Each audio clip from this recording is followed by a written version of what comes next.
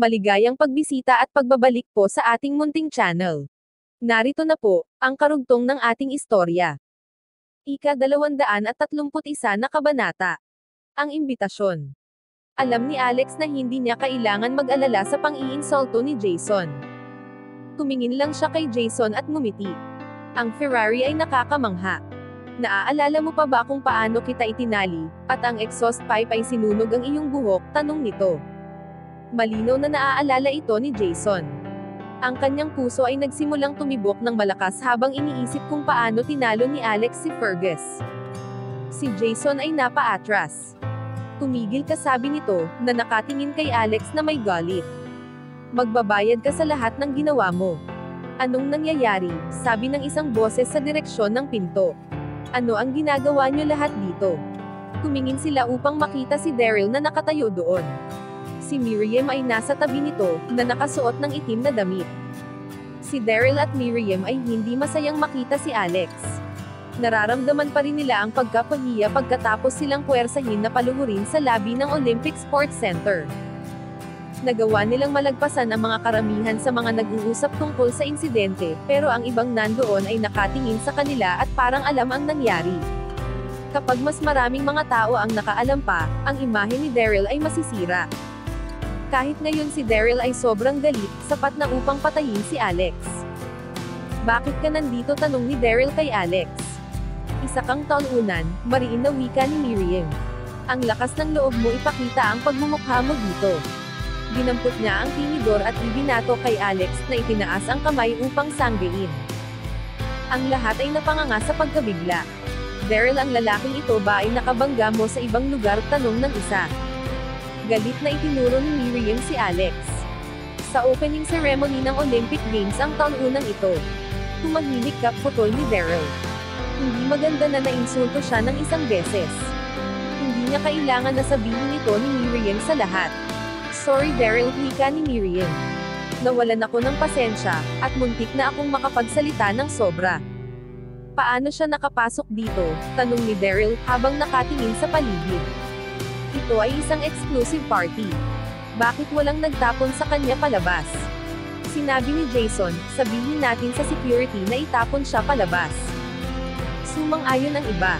Hayaan natin ang security guard ang umayos nito. Hindi, kailangan natin siyang ikulong kung saan, hanggang matapos ang party. Hindi natin siya pwedeng patakasin, pagkatapos ng lahat ng kanyang nagawa. Ito ang oras upang tayo ay maghiganti. Itinuyong ni Alex ang kanyang kamao habang tumingin sa kanyang paligid. Inimbitahan ako ng Sultan ng Brunei, wika nito. Ano ang karapatan mo na palabasin ako dito? Ang lahat ay panandalian na tahimik, at pagkatapos ay malakas na tumawa. Ang ilan sa mga ito ay itinuro siya at nanunuya. Inimbitahan ng Sultan, sa palagay niya, sino siya? Kahit si David ay hindi personal na inimbitahan ng Sultan. Nababaliw na siya. Ang Sultan ay mas gusto pa mag-imbite ng aso, kaysa isang katulad niya. Inaakala ba niya na maniniwala tayo, sa mga walang kabuluhan na sinasabi nito? Ang Sultan ay malapit nang dumating ng sandaling iyon. Itatapon na ba natin ang talunang ito ngayon, wika ni Jason. Dapat lang, lahat sila ay sumang-ayon, at nakangisi na lumapit kay Alex. Si Alex ay naghanda upang ipagtanggol ang kanyang sarili. Ang kahit sino na aatake sa kanya ay magsisisi. Nang makalapit na sila at mahahawakin si Alex, ang pintuan ay bumukas, at pumasok ang Sultan kasama ang mga pinakakilalang tao sa syudad. Ang mga aatake kay Alex ay nagsiatris, ayaw magkaroon ng masamang impresyon. Nakita ni Alex si Nelly kasama ang ilang mga mukhang importanteng tao. Ang bulwagan ay puno, at ang Sultan ay hindi napansin si Alex. Pagkatapos umupo ng Sultan, ang city official ay nagpunta sa harap. Maraming salamat sa pagpunta, wika nito. At humingi ng paumanhin sa paghihintay, pero may masama akong balita. Sa kasamaang palad, ang kamahalin, si Reyna Sora, ay namatay na. Kaya mag-obserbo tayo ng katahimikan bilang tanda ng paggalang sa mahal na Reyna. Pagkatapos ng pagkamatay ni Sora, ang Sultan at mga matataas na leader ay nalampasan ang nangyari sa Westlake Guest House. Upang maprotektahan ang reputasyon ng parehong bansa, sinabi nila ng simple, na si Sora ay nagkasakit ng malubha, at hindi naka-recover. Nang tumahimik na, ang city government officials ay lumapit. Ang sultan ay handa nang sabihin kung saan siya mag-i-invest ng $5 billion sa Washington DC ba, o sa New York City. At kahit ano ang magiging resulta, igagalang natin ang desisyon ng kamahalan. Ang lahat ng importanteng pamilya ng Washington DC ay relaxed. Ang governor ay umaasa. Isa pa kung ang sultan ay pipiliin ng New York, ang salo-salo ay gaganapin doon. Lahat ay magalang na ngumiti. Ang governor ay patuloy na nagsalita. Sasabihin ng sultan ang lahat ng resulta, pagkatapos kumain. Mula sa tabi ng sultan, si Nelly ay hinanap ang pwesto ni Alex. Nang magtama ang kanilang mata, si Nelly ay nagbigay ng malungkot na ngiti, pagkatapos ay tumingin sa iba. Nagluluksa pa rin ito para kay Sora, sa isip ni Alex. Ang lahat ay nagsimulang kumain. Si Alex ay pinili ang pinakasimpleng hapunan, na dahilan upang pagtawanan siya ng iba. Nagsikuha ang mga ito at namilog ang mga mata. Ang mga pagkain sa paaralan ay palaging mababa ang kalidad, wika ni Colin, habang nakatingin kay Alex. Iniisip niyo ba na ang estudyante ay magkakaroon ng pag-asa makakain ng mas higit kapag sila ay nasa pinakamagandang hotel ng Washington DC? Sinabi ni Jason, di ba nabanggit mo na inimbitahan ka ng sultan? Siya ay nandoon banda, ano kaya kung tanungin natin? Ngumiti si Alex, sige tanungin nyo. Wow, napakatapang mo, wika ni Jason. Kung hindi dumating ang sultan, ay pinalabas ka na namin. Ang iba ay tumango ng pagsang-ayon. Itinuro ni Daryl si Alex ng kanyang tinidor. Alex, katulad ng nakikita mo. Ang lahat ng importanteng pamilya sa syudad ay nandito, wika nito. Kapag natapos ang salo-salo, sasabihin namin na isa ka sa nagpumilit pumasok dito sa event.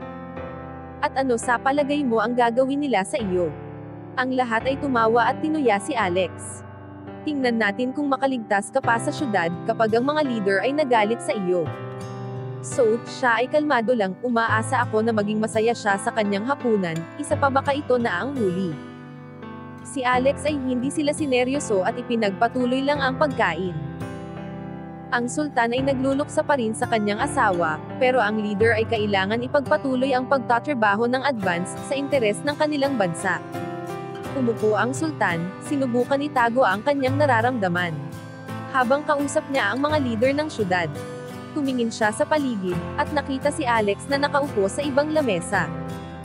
Nang si Sora ay malapit ng mamatay, sinabi nito sa kanya na alagaan si Nelly, at mga kaibigan nito, kaya gusto ng sultan makita si Alex bago ito bumalik sa kanyang bansa. Si Daryl, Miriam, Colin at Jason ay nakita ang sultan na nakatingin sa kanilang direksyon. Na-surprise sila at nagbubulungan sa isa't isa. Sa palagay nyo ang sultan ay gusto tayong ma-involve sa kanyang investment? Oo, siguro. Hindi ko makita ang sultan mula dito. Ano ang kanyang ginagawa, nakatingin pa rin ba siya sa ating lamesa? Ang sultan ay nagsalita ng malay sa isa niyang bodyguard. Sinabi na imbitahan si Alex na saluhan sila. Ilang sandali, naglakad ang bodyguard patungo sa lamesa ni Alex. Ang sultan ay nagpadala ng bodyguard, bulong ni Jason. Iimbitahan ba tayo ng sultan sa kanyang lamesa? Pero walang sapat na pwesto para sa ating lahat. Sa palagay ko gusto ng sultan imbitahan ang isa sa atin na siluhan siya, wika ni Colin. Tingnan nyo ang kanyang ekspresyon. Mukha siyang interesado sa atin. Ang iba ay sumang-ayon, ang lahat ay pinag-uusapan ito. Tama, ang sultan ay gustong imbitahan ang isa sa atin, pero sino? Baka si Jason, ang kanyang pamilya ay nagtatrabaho sa internet industry, at ang Brunei ay kailangan i-upgrade ang kanilang network. Sa palagay ko ay si Colin. Baka ang sultan ay naghahanap ng nababagay na asawa para sa kanyang anak. Si Miriam ay niyakap ang braso ni Daryl at sinabi. Sa palagay ko ay si Daryl. Mayroon na siyang magandang impresyon sa sultan. Baka gusto niyang magpaalam kay Daryl bago siya umalis. Ika-232 na kabanata. Ang Medal of Honor. Ang lahat ay pinanood ang galaw ng bodyguard, naghihintay kung ano ang mangyayari, at umaasa na lumapit upang sila ay kausapin. Ang bodyguard ay ngumiti habang naglalakad sa pagitan ni Alex at Daryl. Ang iba ay nawalan ng pag-asa sa kanilang upuan, napagtanto na hindi sila ang gusto ng sultan. Si Daryl ay ang isang maswerte, at lahat sila ay sobrang naiinggit. Pakiramdam ni Daryl siya ay nanalo sa isang loto, at hindi niya mapigilan ang kanyang sarili. Sa isip niya, kahit makausap lang niya sandali ang sultan ng ilang minuto, kailangan niyang ma-impress ito. Ang bodyguard ay yumuko kay Alex at nagsalita ng malay, at itinuro ang sultan. Naiintindihan ni Alex na ang sultan ay gustong makasama siya. Ayaw niya umupo sa lamesa ng sultan, pero hindi niya kayang tumanggi, kaya tumayo siya at sumunod sa bodyguard. Ang lahat ay nabigla. Hindi nila inaasahan na iimbitahan si Alex maupo sa lamesa ng sultan. Tumingin sila sa lamesa ng sultan, naghihintay na nagkamali ang bodyguard sa pagkuha ng maling tao, pero walang nangyari, at hindi nila alam kung ano ang iisipin. Ang sultan ay napakarelihiyoso at mapagbigay na tao. Sinabi ni Daryl. Malamang napansin niya kung gaano kahirap si Alex at nakaramdam ng awa para dito. Ang iba ay nagbubulungan. Hindi sila makapaniwala na gustong kausapin ng sultan si Alex. Ang ilan sa mga ito ay nag-offer ng kanilang opinion. Tama, ang sultan ay nakakaramdam ng awa kay Alex, maliwanag na hindi siya nababagay dito. Pupusta ako na wala siyang idea kung ano ang sasabihin sa mga importanteng tao. Malamang siya ay natatakot. Sa palagay ko ang sultan ay gusto i-set up ng blind date si Alex. Nakikita niyo ba ang pangit na babae sa tabi nito? Sa palagay niyo ba siya ay perpekto para kay Alex? Lahat sila ay nakanguso na may tawa. Ang sultan ay winelcome si Alex sa kanyang lamesa. Sinabi niya sa isang opisyal ng gobyerno na ibigay ang upuan nito, at pagkatapos ay kinausap niya si Alex, at si Nelly ang taga-translate. Binaliwala ng sultan ang governor at ibang mga importanteng tao. Si Alex ay nagbigay ng pakikiramay sa sultan, at tumango ang sultan. Ang ekspresyon nito ay malumanay. Pagkatapos ng ilang segundo nagsalita ito sa pamamagitan ni Nelly. Alex, ikaw ay estudyante ng aking asawa, at humihiling ako sa iyo ng isang pabor, na kailangan mong tuparin. Sumama ka sa akin pabalik sa Brunei, at gagawin kitang senior official na may sweldong $5 milyong isang taon. Si Alex ay nabigla. Maraming salamat sa inyong kabutihang loob, wika niya habang nagbaw ng kanyang ulo. Pero hindi ko hiniling na lisanin ang aking bansa. Sa kabila ng aking pananamit, hindi ako nagkukulang sa pera. Si Nelly ay nakatingin sa kanya. Kaysa maging taga-translate para sa sultan, bumulong siya kay Alex. Kapag sumama ka sa sultan, hindi mo na kailangan pang mag-alala muli sa kahit anong bagay. Gusto mo ba talagang tanggihan ang kanyang alok? Tumango si Alex. Tumingin si Nelly kay Alex at natahimik, at pagkatapos ay isinalin ang mga salita para sa sultan. Ang sultan ay tumingin kay Alex at sa isip niya. Isang kagalang-galang na binata. Tinapik niya ang braso ni Alex na may pagmamalasakit. Ang mga leader ng syudad ay napahanga, dahil tinanggihan ni Alex ang mapagbigay na alok ng sultan, pero walang nakakaintindi kung bakit itinuturing siyang mataas. Ang sultan ay kinonsider kung ano ang pwede niyang magawa para kay Alex. At isang idea ang nagbukas sa kanyang isipan. Bumaling siya sa governor at nagsalita ng malay. Isinalin ito ni Nelly. Governor, hinihiling ng sultan na magbigay ng Brunei National Medal of Honor sa isa sa mga bisita.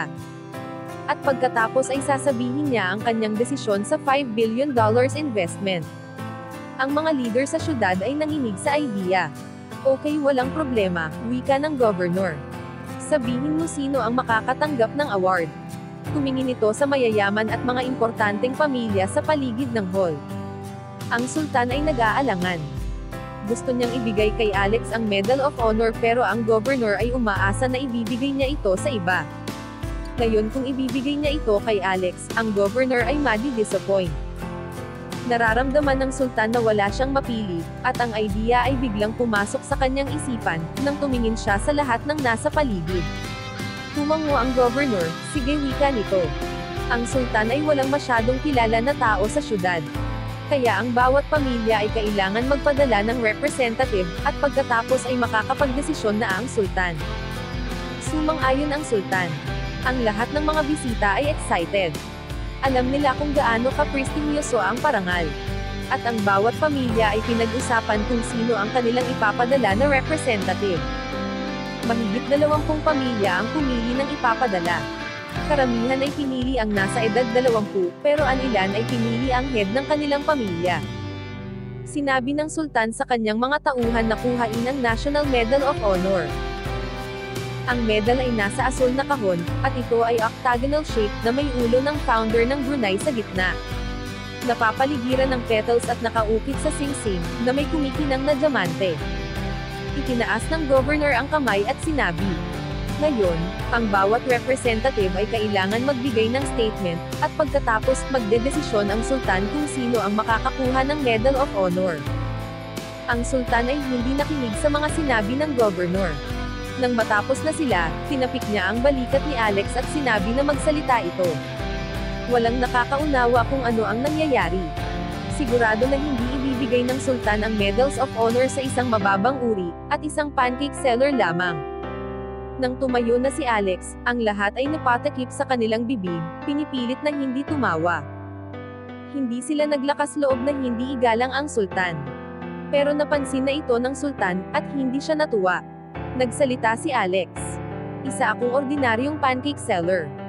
Nagtatrabaho ako upang mabayaran ang aking tuition at mga pang-araw-araw na pangangailangan. At nitong bakasyon, 2 buwan akong nagtinda ng pancake." Ang ilan sa mga manunood ay tumawa, ang iba naman ay nagbubulungan sa isa't isa. Hindi siya may ikukumpara sa atin. Tinanong ng sultan si Nelly kung ano ang sinasabi ng mga tao. At nang malaman niya, sumigaw ito. Ang mga tao ay nakita ang ekspresyon ng sultan at inisip na ang mga sinabi ni Alex ay ikinagalit nito, kaya nagpatuloy sila sa pag-uusap. Tingnan niyo ang mukha ng sultan, ang taunang ito ay nasasaktan ang damdamin ng sultan. Kung maguguluhan siya sa kanyang investment, papatayin ko ang taunang iyan. Sinabi ng governor sa sultan na umakyat sa entablado. Tumayo ito sa harapan ng sultan, hawak ang kahon ng medalya. Ang lahat ng mga mata ay nakatitig at naghihintay marinig ang pangalan na babanggitin. Ang hari ay nagsalita ng malay. Pagkatapos ay isinama si Alex sa entablado. Si Nelly ang nag-translate para dito. Ang sultan ay gustong parangalan ng National Medal of Honor si Alex. Isang malakas na sigaw ang narinig. Walang nakakaunawa kung bakit inaward ang medal sa isang talunan. Lahat sila ay ikinonsidere na malayo ang pagitan, kumpara kay Alex. So ano ang iniisip ng sultan? Hindi sila makapaniwala. Nagtataka. Nagsimula silang magtanong. Bakit siya? Ang mga best family ng Washington ay nandito, at wala sa amin ang napili. Paano ito nangyari? Paano ang top 20 family sa Washington DC ay natalo ng isang pancake seller? Hindi namin pwedeng payagan ang taunang iyan na mag-present ng medal. Ang aming pamilya ay mapapahiya. Hanggang dito na lang po muna. Maraming salamat po sa pakikinig. Pwede po bang humingi ng subscribe? Bilang pagsuporta sa ating munting channel. Hanggang sa susunod po muli. Stay safe and God bless.